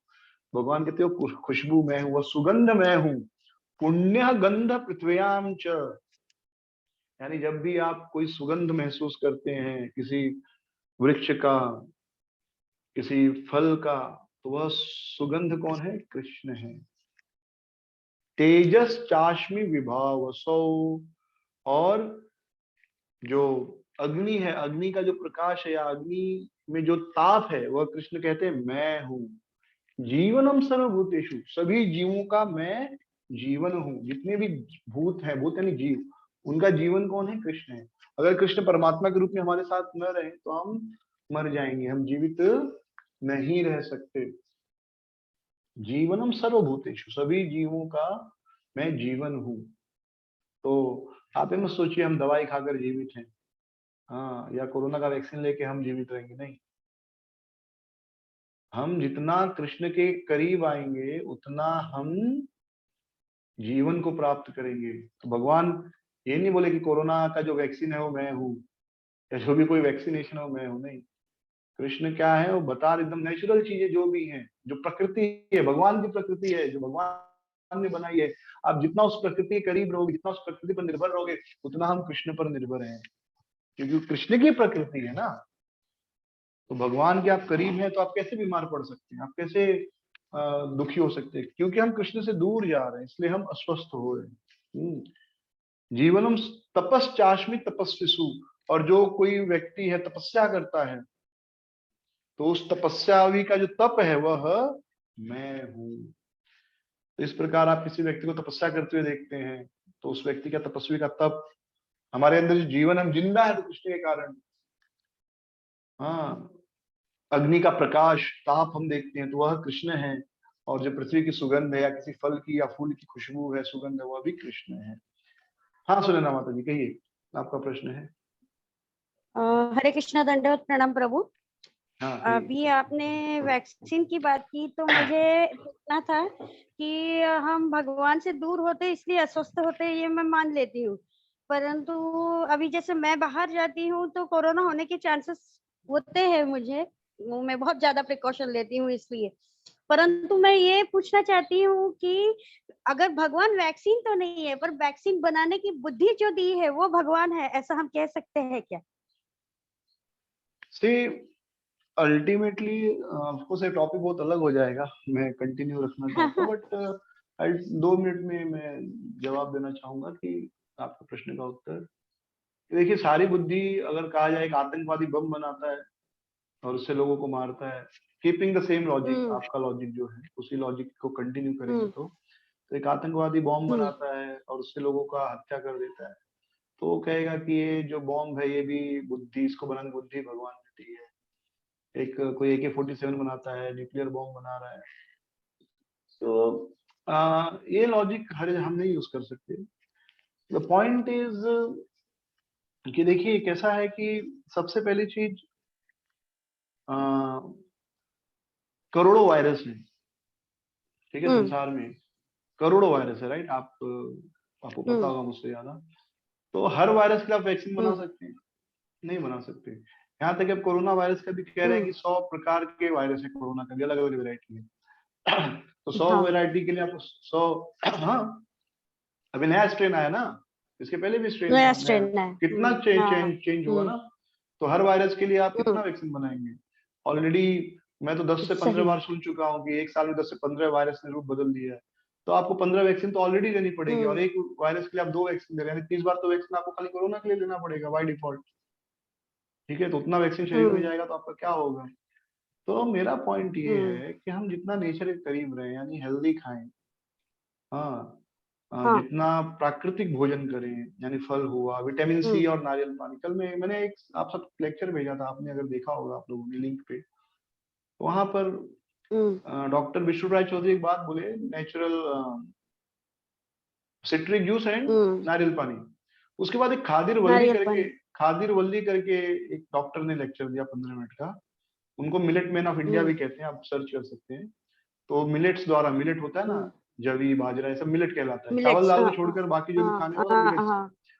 तो उसमें अच्छे मिलेट्स होते हैं, खराब मिलेट्स होते हैं, कुछ न्यूट्रल मिलेट्स होते हैं, तो सबका उन्होंने काफी डिस्कवरी किया, और काफी लोगों को ठीक किया उनकी बीमारी को, स्पेशली शुगर और ये सब को। तो उन्होंने कहा कि ये जो सिट्रिक जूस यानी मौसमी संतरा का जूस और नारियल पानी, इसका खोज आज से 50 या 100 साल पहले, खोज मतलब ये नॉलेज की, ये हमारी कोई भी बीमारी को ठीक कर सकता है। ऑलरेडी 50-60 साल पहले एक वैज्ञानिक ने किया और उनको उसके लिए नोबेल प्राइज भी मिला। आप लोग सुनना अभी, या तो 91 का बात 30 साल पहले या 50 साल पहले, ठीक है। वो वीडियो आप लोग को भेजा और लिंक आप देख सकते हैं। फिर उन्होंने आगे एक बात कहा, लेकिन इससे कोई कंपनी को फायदा नहीं है, फार्मास्यूटिकल कंपनी, इसके लिए वो इस चीज को प्रमोट नहीं करेंगे। And he made a very important point कि हमारे शरीर में अगर vitamin B, vitamin C, vitamin D 3 चीजें हैं तो आपको कोई बीमार नहीं कर सकता, ठीक है। Vitamin B, vitamin C, vitamin D, B C D, simple. D कैसे मिलेगा? रोज सुबह उठकर सूरज जी को जल दीजिए, प्रणाम कर लीजिए, 10 मिनट 15 मिनट रोज अपने शरीर को सूरज के सामने एक्सपोज कीजिए। इसलिए पहले लोग सूरज जी को अर्घ देते थे, आज तो सूरज को कौन देखने वाला है। हाँ, पहले सूर्य को अर्घ देने की प्रथा थी, तो लोग कहते थे क्या दकियानुसी है ये सब। हाँ, तो ऑफकोर्स अर्घ भी दिया जाता था सूर्य देव को, और साथ में सूर्य का रोशनी भी हमको पड़ता था। विटामिन सी मिल गया आपको सिट्रिक फ्रूट से, और विटामिन बी हो गया जो आपका खमीर, सुना है आपने, जो फ्रेगमेंटेड होता है। मैं अभी किसी से बात कर रहा था एक वक्त से, उड़ीसा में वो लोग चावल, रात को पका हुआ चावल बच गया तो उसमें पानी डाल के उसको सड़ाते 1 दिन 2 दिन, फिर उसमें नमक धनिया मिर्ची डाल के खाते हैं, और वो कहते हैं पेट के लिए बहुत अच्छा होता है। क्यों? क्योंकि वो सड़ता है, उसमें बैक्टीरिया उत्पन्न होता है, तो बैक्टीरिया जो होता है पेट में डाइजेशन को बढ़ाता है और बाकी चीजों के लिए भी अच्छा है। या सिरका सुना होगा आप लोग ने, 1-1 साल तक जमीन के नीचे सड़ाते हैं उसको, सिरका तो तो उसमें बैक्टीरिया पैदा होता है। तो बैक्टीरिया जो है हमारे पेट में कम से कम 1.5 किलो बैक्टीरिया है, पता है आपको? तो ये बैक्टीरिया होता है फ्रेंडली बैक्टीरिया, सुना होगा आपने नाम। हाँ। हम जब भी कोई एंटीबायोटिक लेते हैं तो टेस्ट क्यों चला जाता है, मुंह में फीका फीकापन क्यों आता है? क्योंकि वो एंटीबायोटिक बैक्टीरिया को भी मार देता है सब। तो जब सबको मार देता है तो फिर आपको डाइजेशन कमजोर हो जाता है, आपका टेस्ट सेंस चला जाता है। फिर धीरे धीरे जब वो बैक्टीरिया फिर से जन्म लेता है तब आपको टेस्ट आता है। यानी वायरस और बैक्टीरिया हमारे दुश्मन नहीं है, उसमें से कोई गड़बड़ हो जाता है, कुछ हमारा मिसकैलकुलेशन से, हमारी गलती से, तो तकलीफ देता है, लेकिन उसको भी आप कंट्रोल कर सकते हैं नेचुरल तरीके से। लेकिन ये ज्ञान देकर किसी ना न्यूज वाले को फायदा होने वाला, ना किसी डॉक्टर को फायदा मिलने वाला, ना किसी फार्मास्यूटिकल कंपनी को फायदा मिलने वाला, राइट। दूसरा चीज, एक छोटा सा लॉजिक है, अभी कोरोना से, जब कोरोना का शुरू में एडवर्टीजमेंट किया चाइना से, कितना खतरनाक दिखा रहे थे, आदमी को पूरा प्लास्टिक में बांध कर डरा रहे हैं, उसको कितना डराया लोगों को। शुरू से आदमी मर गया तो प्लास्टिक में बांध कर लेकर जा रहे हैं, इतना खतरनाक है, इतना कंटेजियस है, इतना स्प्रेड होता है, इतना स्प्रेड होता है। अगर सच में, तो अब तक भारत का आधा पॉपुलेशन खत्म हो गया होता, अब तक इंडिया में आधे लोग ही बचे होते। लेकिन अभी भी देखा जा रहा है खाली 1,75,000 लोग मरे हैं। तो मैं नहीं कह रहा हूँ मरे तो अच्छी बात है, 1,75,000 ही मरे हैं। हर साल फ्लू से 2-2.5-3 लाख लोग मरते ही, फ्लू लाइक डिजीज बोलते उसको। तो और मैं ये भी देख रहा हूँ जो लोग वैक्सीन लगा रहे हैं और मास्क पहन रहे हैं उनको भी हो रहा है। अभी हमारे सुनील प्रभु हैं, सॉरी उन्होंने मना, बट उनको भी हुआ था। तो डबल मास्क पहन के घूमते हैं, डबल वैक्सीनेशन करते हैं, डबल हाथ धोते रहते हैं। सो ये इतना डरा दिया आदमी को ना, जैसे आपको डरा। हम बचपन में कहानी पढ़े थे भूत के ऊपर, 2 बच्चों में शर्त लगती है, एक बच्चा कहता है मैं भूत नहीं मानता, दूसरा कहता है कि नहीं भूत होता है, वो शमशान में भूत है। तो दूसरा कहता है ठीक है मैं मानता नहीं, तो शर्त लग जाती है कि ठीक है तू भूत नहीं मानता, जाओ शमशान में 1 रात रुक के दिखा, फिर मैं तुझे 100 रुपया दूंगा, इनाम जीत गया तो रात को बच्चा चला जाता है वहां पे और बैठे रहता है कुछ। फिर सुबह जब होने वाली रहती है, थोड़ा हल्का अंधेरा ही रहता है सुबह, तो फिर बोलता है हो गया टाइम, अब निकलता हूँ। तो जैसे निकलता है, कोई लकड़ी का कुछ टुकड़ा उसके पीछे से कुर्ते में फंस जाता है या कपड़े में फंस जाता है, जैसे भी फंस जाता है, फंस गया, तब उसकी हालत खराब हो जाती है। अरे पीछे से किसने पकड़ लिया, भूत ने पकड़ लिया, क्योंकि सुना है कि भूत है, तो विश्वास होकर भी अब उसकी हिम्मत नहीं पीछे देखने से, और इतना डर जाता है कि उसकी मृत्यु हो जाती है। तो अगले दिन लोग आके कहते देखो भूत ने इसको मार दिया। तो वही कुछ चल रहा है, आप कहीं भी टीवी खोलो 24 घंटे ये मर गया, एक ही आदमी मर गया है, पूरा दिन भर 24 चैनल पर 24 घंटे वही दिखा रहे हैं, तो आपको लग रहा है करोड़ों लोग मर गए। हाँ, रोज का डेथ रेट कितना है? रोज 1500-2000 लोग ही मर रहे हैं ना पूरे भारत में। कोरोना से कितने लोग रोज मर रहे हैं? 2000 लोग, राइट, 2200-2500 लोग। आपको क्या लगता है भारत में लोग 2000 लोग ही मरते हैं 135 करोड़ की आबादी में? फिर दिखा रहे शमशान घाट में लाशें जलाने के लिए जगह नहीं है। 2000 लोग के मरने से भारत जैसे देश में शमशान घाट फुल हो जाएंगे? दोनों अपने आप में कॉन्ट्राडिक्टरी है। अगर 2000 लोग ही मरते हैं तो क्या भारत में केवल 100 शमशान घाट हैं? अगर 100 शमशान घाट भी लो और एक में 20 लाश जलाओ तो 2000 हो जाता। तो खाली भारत में 100 शमशान घाट है, बम्बई में कम से कम 50-100 होंगे शमशान घाट। तो ये एक तरह का, तो किसी दिन किसी शमशान घाट में मिस कैलकुलेशन, उस दिन लाशें बहुत ज्यादा आ गई होगी, किस रीजन से हुआ होगा। अब उसी को रोज दिखा रहे, रोज दिखा रहे, रोज और रीजन से भी। आप कॉमन सेंस यूज कीजिए ना। रोज कितना डेथ रेट है रोज का? रोज 2000 लोग मर रहे हैं। तो इसका मतलब ये नहीं कि अभी मरना शुरू है, पहले से ही पहले ही मर रहे थे। क्यों? पहले दिखाते नहीं थे। 2 साल पहले भी लोग मर रहे थे, 5 साल पहले भी लोग मर रहे थे, वो दिखाया नहीं जाता था। आज आपकी सोसाइटी में एक कोरोना पेशेंट मिलता है, पूरे बिल्डिंग को मालूम पड़ जाता है। लेकिन आपकी सोसाइटी में कितने लोग डायबिटीज पेशेंट है, कितने लोग हार्ट, किसी को पता नहीं है। वही बताना शुरू कर दिया जाए तो आपको लगेगा अरे हर आदमी हार्ट अटैक से मर रहा है। तो ये हमारे अंदर वो भूत को घुसा दिया गया है और कुछ नहीं है। बाकी ऐसा नहीं कि पहले लोग नहीं मर रहे, पहले भी मरते थे, आज भी मर रहे हैं और आगे भी मरेंगे। ठीक है, तो ये मरना हमारे परिवार की परंपरा में है। किसके परिवार में लोग नहीं मरते हैं? है कोई ऐसा परिवार जहाँ कोई नहीं मरता है? किसके परिवार में कोई बीमारी से नहीं मरा है? अभी मैं हो गया 1 महीना पहले हॉस्पिटल गया था, एक भक्त बहुत बार बार बोल रहा था माँ का तबीयत खराब है, एक बार आ जाओ। तो चलो ठीक है, हम लोग गए। बेचारे का माँ की उम्र 50-55 रहेगी, एकदम तड़प रही थी लिटरली, लीवर फूल गया था, पैर फूल गए थे, मुंह से आवाज निकल नहीं रहा था। तो उनको देखते बोला, जो मेरे साथ भक्त थे उनको बोला एक दिन नेक्स्ट, और अगले दिन उन्होंने शरीर छोड़ दिया। वो तो कोरोना से नहीं मरे, वो तो नॉर्मल डेथ था, लेकिन वो भी मरे 55 की उम्र में। अब वो डेथ रिपोर्ट नहीं हो रहा है कहीं पर। ऐसा डेथ रिपोर्ट करो, मालूम पड़ेगा रोज हजारों लोग ऐसे मर रहे हैं। पिछले साल 5 लाख लोग हार्ट अटैक से मरे। कितने लोग? 5 लाख लोग हार्ट अटैक से मरे। कोरोना से कितने मरे? 1,50,000। ज्यादा डेंजरस कौन सा है? वो रिपोर्ट किया। तो देखिए, जो भी रीजन हो, एक तरह का हाइप क्रिएट किया जा रहा है। ठीक है, और इतना हाइप में अगर हम किसी एक आदमी को छींक आता तो आधा, हम इतना डर गए, धूप से दूर हो गए, लोग घरों में बैठे, धूप नहीं मिल रहा है, फ्रेश एयर नहीं मिल रहा है। हाँ, और अभी ये देखिए आयरनी देखिए, लोग दारू पी सकते हैं लॉकडाउन में, दारू की दुकान खुली है, नॉनवेज की दुकान खुली है, जो दोनों इम्यूनिटी को कमजोर करता है, वो दुकान खुली है। राइट, लेकिन पार्क बंद है, आप पार्क में नहीं घूम सकते। जबकि सबसे ज्यादा अगर सच में तकलीफ है तो लोगों को बोलो भाई एक्सरसाइज करो, पार्क में घूमो, सुबह का धूप लो, शरीर को स्ट्रांग बनाओ। अरे घर में बैठे हो तो और बीमार हो गए लोग। इस समय जॉब नहीं है, लोग कितना मेंटली डिस्ट्रेस्ड है, नौकरी नहीं मिलेगी, मेरा बिजनेस चौपट हो रहा है। तो आधा उनका शक्ति तो ऐसे ही खत्म हो गया। ठीक है, जिनका जॉब पक्का है उनको शायद फील नहीं हो रहा होगा, पर आप खाली 2 मिनट सोच के देखिए कि अब लॉकडाउन लग गया, आपकी कमाई बंद हो गई है। अब 2 मिनट सोच के देखिए, आधा जान तो आपका ऐसे ही चला जाएगा। तो आधा तो आप बीमार ऐसे ही हो गए, फिर उसके बाद थोड़ा सा कुछ हुआ तो गेम ओवर। तो बहुत सारी चीजें हैं। सो एनीवे, मेरा पॉइंट ये है, हम जितना नेचर के करीब रहेंगे उतना सुखी रहेंगे। डिफरेंट सब्जेक्ट मैटर, बट हम भगवान के करीब रहना चाहिए, और भगवान इन चीजों को बता रहे हैं। हाँ, पुण्यो गंध पृथ्व्याम च तेजस चाश्मी विभावसु। ओके, ये हो गया, 10वां श्लोक कर रहे हैं। ठीक है, और किसी कुछ प्रश्न है? होप इट इज क्लियर हो। सुंदर माता जी, क्लियर है आवाज? मतलब आपको समझ में आया मैं क्या बात कर रहा था? या हरे कृष्णा। ओके, 10वां श्लोक। हाँ, थैंक पर यू। प्रेजेंट सिचुएशन में, सॉरी, हरे हरे कृष्ण प्रभु जी। हाँ बोलिए। हरे कृष्ण। बोलिए, हाँ बोलिए, पर बोलिए। प्रेजेंट हाँ, हरे सिचुएशन में तो कृष्णा। वैक्सीन लेना चाहिए ना? मैंने कहा आपको प्रेजेंट सिचुएशन, चॉइस, हरे कृष्ण, प्रेजेंट आपका सिचुएशन चॉइस में है, वैक्सीन लेना चाहिए ना? आपका चॉइस है, वही मैं कह रहा हूँ, आपका चॉइस है, ये आपका चॉइस। मैं हाँ भी नहीं कहूंगा, ना भी नहीं कहूंगा। ठीक है, आपका चॉइस है। ओके ओके, चलो। ओके बीजं मां सर्वभूतानां विद्धि पार्थ सनातनम, बुद्धिर्बुद्धिर्मतामस्मि तेजस्तेजस्विनामहम्। अब भगवान बता रहे, बीजम बीजम माम सर्वभूतानाम, सभी जीवों का जो बीज है वो मैं हूँ। तो कोई भी चीज तो पूछना, पहले मुर्गी आया कि अंडा? तो वो सही नहीं उदाहरण। तो पहले बीज आता है। कभी पहले क्या आता है? बीज आता है, बीज आता है, फिर पेड़ आता है, फिर प्रोसेस चालू होता है। तो भगवान कहते हैं कि मैं बीजम माम सर्वभूतानाम, सभी जीवों का जो मूल बीज है मैं हूँ। यानी हम भी बीज से पैदा हुए, हम सबका शरीर किससे बना है? बीज से, पिता और माँ के रज और वीर्य से।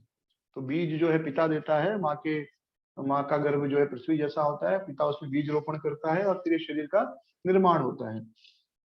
तो बीजम माम सर्वभूतानाम।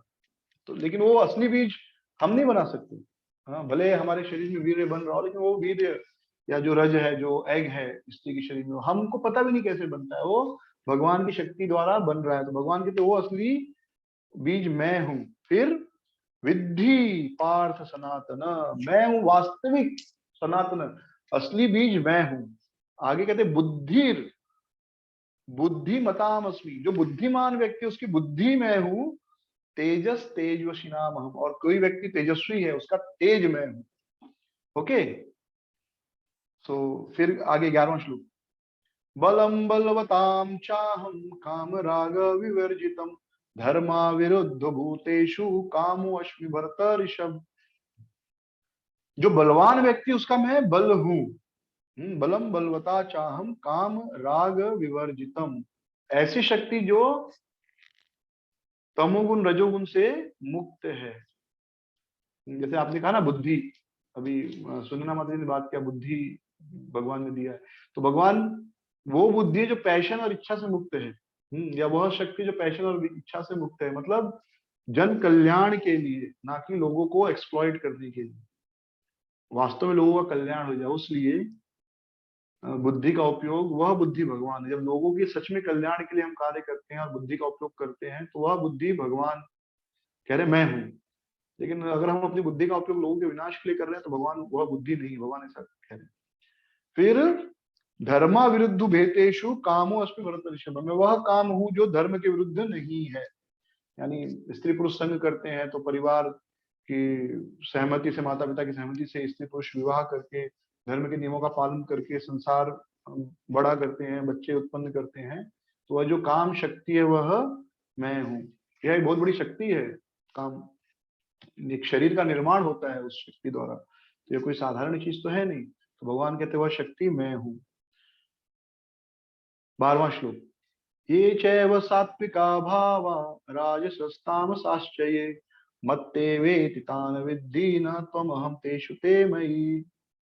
ये चे सात्विका भावा राजसस तामसश्च ये, तो जो कुछ भी है सतोगुण में, रजोगुण में, तमोगुण में, राजसास तामसास, तीन चीजें सात्विका, ये चैव के बाद सात्विका, सात्विक भाव हो या राजसी हो या तामसी हो, ये तीनों मेरी ही शक्ति का प्रदर्शन है।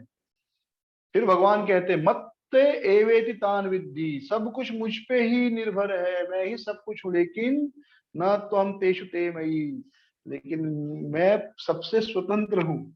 तो अभी तक भगवान ने बताया कि मैं जल का स्वाद हूँ, सूर्य चंद्रमा का प्रकाश हूँ, फिर काम हूँ, बलवान व्यक्ति का शक्ति हूँ।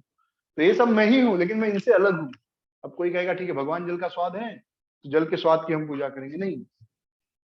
हाँ, भगवान पृथ्वी की सुगंध है तो हम सुगंध की पूजा करेंगे, नहीं। भगवान कहते हैं ये सब मैं हूं, लेकिन फिर भी इससे स्वतंत्र हूं, यानी मेरा एक अलग अस्तित्व है। तो ये जो 12 श्लोक है, ये 12 श्लोक द्वारा हम, भगवान हमें ये शिक्षा देते हैं कैसे कृष्ण भावना भावित हो सकते हैं। ठीक है, तो हम यहीं पर आज विश्राम लेंगे। आप सबसे रिक्वेस्ट है, आप लोग ये 12 श्लोक को अच्छे से पढ़िए, 12 श्लोकों को अच्छे से पढ़िए आप लोग।